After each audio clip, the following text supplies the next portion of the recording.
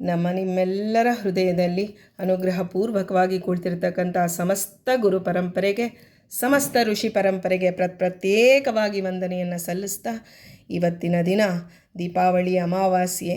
ಇವತ್ತು ಸಾಯಂಕಾಲದ ಹೊತ್ತಿನಲ್ಲಿ ನಾವು ಮಹಾಲಕ್ಷ್ಮಿಯ ಪೂಜೆಯನ್ನು ವಿಶೇಷವಾಗಿ ಮಾಡ್ತೇವೆ, ಧನಲಕ್ಷ್ಮಿಯ ಪೂಜೆಯನ್ನು ಮಾಡ್ತೇವೆ. ಇಂತಹ ಧನಲಕ್ಷ್ಮಿಯ ಪೂಜೆ ಮಾಡುವಾಗ ನಾವು ಯಾವುದೇ ಪೂಜೆಯನ್ನು ಮಾಡುವಾಗ ಹೇಗೆ ಅದಕ್ಕೆ ಬಳಸುವಂತಹ ಎಲ್ಲ ವಸ್ತುಗಳನ್ನು ಹಾಗೂ ಪೂಜೆ ಮಾಡುವ ನಾವು ಶುದ್ಧವಾಗಿ ಆನಂತರ ಪೂಜೆಯನ್ನು ಪ್ರಾರಂಭಿಸ್ತೇವೆ. ಈಗ ನಾವು ಧನಲಕ್ಷ್ಮಿಯ ಪೂಜೆಯನ್ನು ಮಾಡ್ತಾ ಇದ್ದೀವಿ ಅಂದರೆ ನಾವು ಸಂಪಾದನೆ ಮಾಡಿದಂಥ ಕಷ್ಟಾರ್ಜಿತವನ್ನು ದೇವರ ಮುಂದೆ ಇಟ್ಟು ಲಕ್ಷ್ಮೀನಾರಾಯಣರನ್ನು ಪ್ರಾರ್ಥನೆ ಮಾಡಬೇಕಾಗಿದೆ. ಈ ಧನ ಸಾಧನವಾಗಬೇಕು. ಧನದಿಂದ ಸಾಧನ. ಸಾಮಾನ್ಯವಾಗಿ ನಮ್ಮ ಎಲ್ಲ ಬದುಕಿನ ಎಲ್ಲ ಚಟುವಟಿಕೆಗಳು, ಎಲ್ಲ ಸಾಧನೆಗಳಲ್ಲಿ ಹಣದ ಒಂದು ಪಾತ್ರ, ಧನದ ಒಂದು ಪಾತ್ರ ಬಹಳ ಮುಖ್ಯವಾಗಿದೆ. ಅದರಿಂದ ಅದು ಅಶುಚಿ ಆಯಿತು ಅಂದರೆ ಅದು ಪೂಜೆಗೆ ಬರೋದಿಲ್ಲ. ಅದಕ್ಕೆ ಶುಚಿ ಅಶುಚಿ ಅಂತಲೂ ಇದೆಯಾ ಧನದಲ್ಲಿ ಅನ್ನೋದೇ ನಮಗೊಂದು ಪ್ರಶ್ನೆ ಆಗಿಬಿಡುತ್ತೆ. ಆದರೆ ಮನುಸ್ಮೃತಿಯಲ್ಲಿ ಹೇಳ್ತಾನೆ ಮನು, ಈ ಒಂದು ಅರ್ಥ ಶೌಚ ಇದೆ, ಯಾರು ಅರ್ಥ ಶೌಚವುಳ್ಳವನೋ ಅವನೇ ನಿಜವಾದ ಶುಚಿಯಾದವನು. ಯಾಕೆ ಹೀಗೆ ಹೇಳ್ತಾರೆ ಮನುಗಳು ಅಂದರೆ, ನಾವು ಎಲ್ಲ ಸಾಮಾನ್ಯ ನಾವು ಏನು ಸಾಧನೆ, ಒಂದು ದಾನ ಧರ್ಮ ಪೂಜೆ ಪುನಸ್ಕಾರ ಏನು ಮಾಡಬೇಕಾದ್ರೂ ಆ ಒಂದು ದಿವ್ಯವಾದಂತಹ ಎಲ್ಲ ವಸ್ತುಗಳನ್ನು ತರಬೇಕಾದ್ರೂ ನಾವು ಧನದ ಅವಶ್ಯಕತೆ ನಮಗಿದೆ.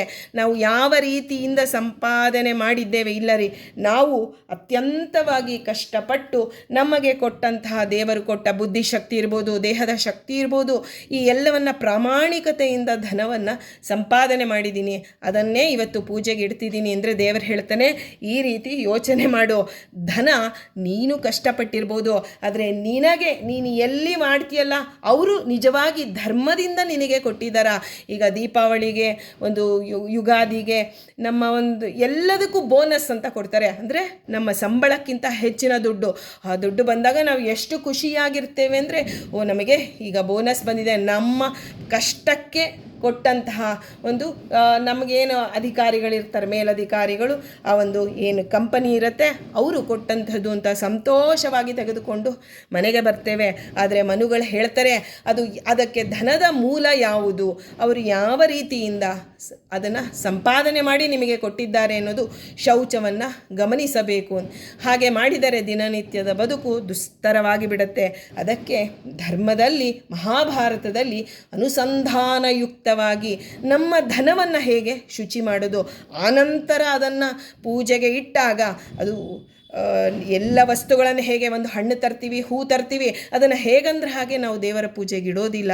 ಅದನ್ನು ನೀರಿನಲ್ಲಿ ತೊಳೆದು ಶುಚಿ ಮಾಡಿ ಆ ನಂತರ ಪ್ರತಿಯೊಂದು ವಸ್ತುವನ್ನು, ಹೂವನ್ನು ಸಹಿತ ನಾವು ನೀರಿನಿಂದ ಶುಚಿಗೊಳಿಸ್ತೀವಿ. ಆದರೆ ಧನವನ್ನು ಹೇಗೆ ಶುಚಿಗೊಳಿಸೋದು ಅಂದರೆ ಭೀಮಸೇನ ದೇವರು ಹೇಳ್ತಾರೆ ಈ ಮಾತನ್ನು, ಪವಿತ್ರಾಣಾಂ ಪವಿತ್ರಮ್ಯೋ ಮಂಗಲಾನಾಂಚ ಮಂಗಲಂ. ಭಗವಂತನ ಸ್ಮರಣೆ, ಆ ಒಂದು ಧನದಲ್ಲಿ ಭಗವಂತನ ಸ್ಮರಣೆಯನ್ನು ಮಾಡಿದಾಗ ಆ ಧನ ಶುಚಿಯಾಗತ್ತೆ.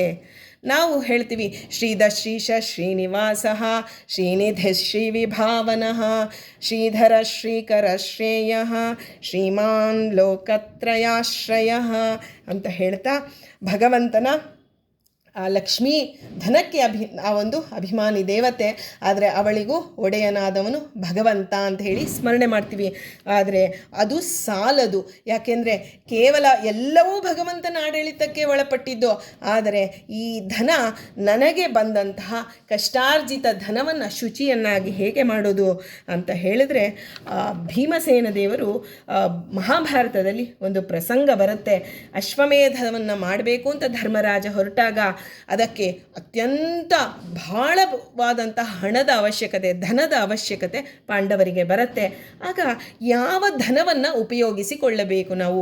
ಯಜ್ಞಕ್ಕೆ ಅತ್ಯಂತ ಶುಚಿಯಾದಂತಹ ಒಂದು ಯಜ್ಞ, ಅಶ್ವಮೇಧ ಯಜ್ಞ ಅಂತಂದರೆ ಅದು ಸುಲಭವಾದಂತಹ, ಕೇವಲ ಚಕ್ರವರ್ತಿಗಳು ಮಾಡುವಂತಹ ಯಜ್ಞ. ಅದಕ್ಕೆ ಎಲ್ಲವೂ ಪವಿತ್ರತಮವಾಗಿರಬೇಕು. ಅದಕ್ಕೆ ಮೂಲವಾಗಿ ಬೇಕಾದ ಧನವನ್ನು ಹೇಗೆ ನಾವು ಎಲ್ಲಿಂದ ಸಂಗ್ರಹಣೆ ಮಾಡೋದು? ಯಾಕೆಂದರೆ ಪ್ರಜೆಗಳಿಂದ ನಾವು ತೆರಿಗೆಯಿಂದ ಈಗಾಗಲೇ ವಸೂಲಿ ಮಾಡ್ತಿದ್ದೀವಿ. ಯಜ್ಞಕ್ಕೆ ಕೇಳಿದರೆ ಅದು ಅವರಿಗೆ ಭಾರವಾಗಿ, ಅವರು ನೋವಿನಿಂದ ಕೊಟ್ಟರೆ ಆ ಹಣ ಯಜ್ಞಕ್ಕೆ ಬರೋದಿಲ್ಲ ಅಂತ ಹೇಳಿ ಧರ್ಮರಾಜ ಕೂತಾಗ ಆಗ ವೇದವ್ಯಾಸರು ಭೀಮಸೇನ ಹೇಳ್ತಾನೆ, ವೇದವ್ಯಾಸರನ್ನು ಸ್ಮರಣೆ ಮಾಡ್ತಾರೆ. ಭೀಮಸೇನ ದೇವರ ಮಾತಿನಂತೆ ವೇದವ್ಯಾಸ ದೇವರು ಬರ್ತಾರೆ. ಹಿಮಾಲಯದ ಶಿಖರ ಹಾಗೂ ಮೇರುವಿನ ಶಿಖರ ಈ ಎರಡೂ ಸೇರುವುದರಲ್ಲಿ ಒಂದು ಸೇರುವ ಜಾಗ ಇದೆ. ಆ ಜಾಗದಲ್ಲಿ ಯಜ್ಞನಾಮಕ ಭಗವಂತ, ರುದ್ರಾದಿ ದೇವತೆಗಳು, ಮರುತ್ರಾಜ, ವೃಷಪರ್ವರಾಜ ಎಲ್ಲರೂ ಯಜ್ಞ ನಡೆಸಿ ಆ ಯಜ್ಞದ ಉಚ್ಚಿಷ್ಟದನ ಅಲ್ಲಿ ವಿಪುಲವಾಗಿ ಅಲ್ಲಿ ಉಳಿದು ಬಿಟ್ಟಿದೆ. ಆ ಯಜ್ಞದ ಉಚ್ಚಿಷ್ಟದನಕ್ಕೆ ರುದ್ರದೇವರು ಅಭಿಮಾನಿಗಳಾಗಿದ್ದಾರೆ. ಹಾಗಾಗಿ ಇದನ್ನು ಯಾರು ಹೇಳೋದು? ವೇದವ್ಯಾಸ ದೇವರೇ ಹೇಳ್ತಿದ್ದಾರೆ. ಅವರ ಆ ರುದ್ರದೇವರ ಒಡೆಯನಾಗಿರ್ತಕ್ಕಂಥ ಅವರ ಶರೀರದಲ್ಲಿ ಪರಶುರಾಮ ದೇವರು ಇದ್ದಾರೆ. ಆ ಪರಶುರಾಮನನ್ನು ಆರಾಧನೆ ಮಾಡಿ ಅವರ ಅನುಜ್ಞೆಯನ್ನು ಪಡೆದು ನೀವು ಈ ಅಶ್ವಮೇಧ ಯಾಗವನ್ನು ಮಾಡಿ ಅಂತ ಹೇಳಿ ಸಮಸ್ಯೆಗೆ ಪರಿಹಾರ ಸೂಚನೆ ಮಾಡ್ತಾರೆ. ಈಗ ನಮಗನ್ಸುತ್ತೆ ವೇದವ್ಯಾಸ ದೇವರು ರುದ್ರದೇವರಲ್ಲಿ ನಾವು ಸಾಮಾನ್ಯವಾಗಿ ರುದ್ರದೇವರ ಅಂತರ್ಯಾಮಿಯಾಗಿ ನಾವು ನರಸಿಂಹದೇವರನ್ನು ಪ್ರಾರ್ಥನೆ ಮಾಡಬೇಕು. ಆದರೆ ಪರಶುರಾಮನನ್ನು ಹೇಳಿದ್ರಲ್ಲ ಅಂದಾಗ ಅಲ್ಲಿ ಭೀಮಸೇನ ದೇವರು ಹೇಳಿದ ಮಾತಿಗೆ ಶ್ರೀ ಮಧ್ವಾಚಾರ್ಯರು ತಮ್ಮ ಮಹಾಭಾರತ ತಾತ್ಪರ್ಯ ನಿರ್ಣಯದಲ್ಲಿ ಹೀಗೆ ಸ್ಪಷ್ಟಪಡಿಸ್ತಾರೆ. ಧನಸ್ಯ ದೇವತಾ ವಿಷ್ಣೋರ್ ಜಾಮದಗ್ನ್ಯೋ ಅಖಿಲೇಶ್ವರ ಸ ಶಂಕರ ಶರೀರಸ್ಥೋ ಯಜ್ಞೋಚ್ಛಿಷ್ಟ ಧನಾಧಿಪಃ. ಅಂದರೆ ಎಲ್ಲ ಬಗೆಯ ಧನಕ್ಕೂ ದೇವತೆ ಸರ್ವೇಶ್ವರನಾದಂತಹ ಪರಶುರಾಮನಾಗಿದ್ದಾನೆ. ಆದ್ದರಿಂದ ಈ ಯಜ್ಞೋಚ್ಛಿಷ್ಟ ಧನಕ್ಕೂ ಮೂಲಭೂತವಾಗಿ ಅವನೇ ಅಧಿಪನಾಗಿರೋದು. ರುದ್ರದೇವರ ಶರೀರದಲ್ಲಿದ್ದುಕೊಂಡು ಯಜ್ಞದ ಈ ಉಚ್ಛಿಷ್ಟ ಧನಕ್ಕೆ ಅವನೇ ಅಧಿಪತಿಯಾಗಿರೋದ್ರಿಂದ ಇದನ್ನು ಪರಶುರಾಮನ ಅನುಜ್ಞೆಯನ್ನು ಪಡೆದು ನಾವು ಇದನ್ನು ಉಪಯೋಗಿಸಬೇಕು. ಅದರಿಂದ ನಾವು ಧನವನ್ನು, ನಮ್ಮ ಧನ ಶುಚಿಯಾಗಬೇಕಾದರೆ ನಾವಿವತ್ತೇನು ಮಹಾಲಕ್ಷ್ಮಿ ಪೂಜೆಗೆ ಯಾ ದೇವಿ ಸರ್ವಭೂತೇಷು ಮಾತೃರೂಪೇಣ ಸಂಸ್ಥಿತ ನಮಸ್ತಸ್ಮೈ ಅಂತ ಹೇಳಿ ನಾವೇನು ಆ ಮಹಾಲಕ್ಷ್ಮೀ ದೇವಿಯನ್ನು ಪ್ರಾರ್ಥನೆ ಮಾಡ್ತೀವಿ. ಆದ್ದರಿಂದ ಇನ್ನೊಂದು ಇದರಲ್ಲಿ ಯಾದವಾರ್ಯರು ಹೇಳ್ತಾರೆ, ಬ್ರಹ್ಮಾದಿಭ್ಯೋ ಅಧಿಕಂ ಪಾತ್ರಂ ಕೇಶವಾನುಗ್ರಹಸ್ಯ ಜನನೀ ಸರ್ವಲೋಕಾನಾಂ ಸಾ ಲಕ್ಷ್ಮೀರ್ ಮೇ ಪ್ರಸೀದತು. ನೋಡಿ, ಎಂಥ ಮಹಾಲಕ್ಷ್ಮಿ ನಮಗೆ ಅನುಗ್ರಹ ಮಾಡಬೇಕು ಅಂತ ಯಾದವಾರ್ಯರು ನಮಗೆ ತಿಳಿಸ್ಕೊಡ್ತಾರೆ. ಬ್ರಹ್ಮಾದಿಭ್ಯೋ ಅಧಿಕಂ ಪಾತ್ರಂ ಕೇಶವಾನುಗ್ರಹಸ್ಯ. ಬ್ರಹ್ಮಾದಿಭ್ಯೋ, ಬ್ರಹ್ಮ ರುದ್ರ ಎಲ್ಲರಿಗಿಂತ ಮೀರಿದಂತಹ ಒಂದು ಅಧಿಕವಾದಂತಹ ಪ್ರೀತಿಯನ್ನು ಗಳಿಸ್ಕೊಂಡಿರೋಳು ಮಹಾಲಕ್ಷ್ಮಿ. ಪರಶುರಾಮನ ಒಂದು ಇದನ್ನು ಸಂಪ್ರೀತಿಯನ್ನು ಗಳಿಸ್ಕೊಂಡಿರೋಳು ಮಹಾಲಕ್ಷ್ಮಿ. ಅಂತಹ ಮಹಾಲಕ್ಷ್ಮಿ ನಮಗೆ ಪ್ರೀತಳಾಗಲಿ ಅಂತ ಪ್ರಾರ್ಥನೆ ಮಾಡಬೇಕು ಅಂತ ಹೇಳಿದ್ದಾರೆ. ಹಾಗಾಗಿ ನಾವು ರುದ್ರದೇವರ ಪ್ರತೀಕದಲ್ಲಿ ಎಲ್ಲವೂ ಉಚ್ಛಿಷ್ಟ ಧನವೇ. ಈಗ ಯಾವುದೇ ಒಂದು ಧನ ಸಂಪಾದನೆ, ನಮ್ಮ ಜೀವನವೇ ಒಂದು ಯಜ್ಞ, ದ್ರವ್ಯ ಯಜ್ಞ, ಸ್ತಪೋ ಯಜ್ಞ ಅಂತ ಹೇಳಿ ಕೃಷ್ಣ ಭಗವದ್ಗೀತೆಯಲ್ಲಿ ಹೇಳ್ತಾನೆ. ನಾವು ಏನು ಧನವನ್ನು ಸಂಪಾದನೆ ಮಾಡ್ತೀವಲ್ವ, ಅದು ಒಂದು ಯಜ್ಞದಂತೆ. ನಮಗೆ ಜೀವನವನ್ನು ಹೇಗೆ ಯಜ್ಞವನ್ನಾಗಿ ಮಾಡಬೇಕು ಅನ್ನೋದನ್ನು ನಾವು ತಿಳಿದ್ರೆ ಆ ಒಂದು ಧನದ ಸಂಪಾದನೆಯೂ ಒಂದು ಯಜ್ಞ ಅನ್ನೋದು ನಮಗೆ ಅರಿವಿಗೆ ಬರುತ್ತೆ. ಇಂತಹ ಒಂದು ಯಜ್ಞ ಮಾಡಿದಾಗ ಉಳಿದಂತಹದೇ ಈ ಒಂದು ಧನ ಅಂತ ಹೇಳಿ ಪರಶುರಾಮ ದೇವರನ್ನು ನಾವು ಸ್ತೋತ್ರ ಮಾಡಬೇಕು. ಹೀಗೆ ಆ ಒಂದು ಭೂತವಾದಂತಹ ಈ ಧನಕ್ಕೆ ಒಡೆಯ ಪರಶುರಾಮ ದೇವರಾಗಿದ್ದಾರೆ. ಆದರೆ ನಮಗೆ ಮಹಾಲಕ್ಷ್ಮಿಯವರೆಗೂ ಗೊತ್ತು, ಧನಲಕ್ಷ್ಮಿ ಅಷ್ಟೇ ನಾವು ಆರಾಧನೆ ಮಾಡ್ತೀವಿ. ಅದಕ್ಕೂ ಮೀರಿ ಅಂದರೆ ವಿಷ್ಣು ಸಹಸ್ರನಾಮದಲ್ಲಿ ಹೇಳಿದ್ದಾರೆ, ಶ್ರೀಶ ಶ್ರೀನಿವಾಸ ಅಂಥೇಳಿ ಲಕ್ಷ್ಮೀಪತಿಯಾಗಿ ನಾರಾಯಣನನ್ನು ಸ್ಮರಣೆ ಮಾಡ್ತೀವಿ. ಆದರೆ ಧನಕ್ಕೆ ಒಂದು ಪೋರ್ಟ್ಫೋಲಿಯೋ ಕೊಟ್ಟಿದ್ದಾನೆ ದೇವರು. ಆ ಧನಕ್ಕೆ ಒಡೆಯಳು ಮಹಾಲಕ್ಷ್ಮಿ, ಧನಲಕ್ಷ್ಮಿಯಾಗಿದ್ದಾಳೆ. ಆ ಧನಲಕ್ಷ್ಮಿಗೆ ಒಡೆಯನಾಗಿರ್ತಕ್ಕಂಥವನು ಪರಶುರಾಮ. ಯಾಕೆ ಅಂದರೆ ಮಧ್ವಾಚಾರ್ಯರು ಹೇಳ್ತಾರೆ, ಧನಸ್ಯ ದೇವತಾ ವಿಷ್ಣುರ್ ಜಾಮದಗ್ನ್ಯೋ ಅಖಿಲೇಶ್ವರ.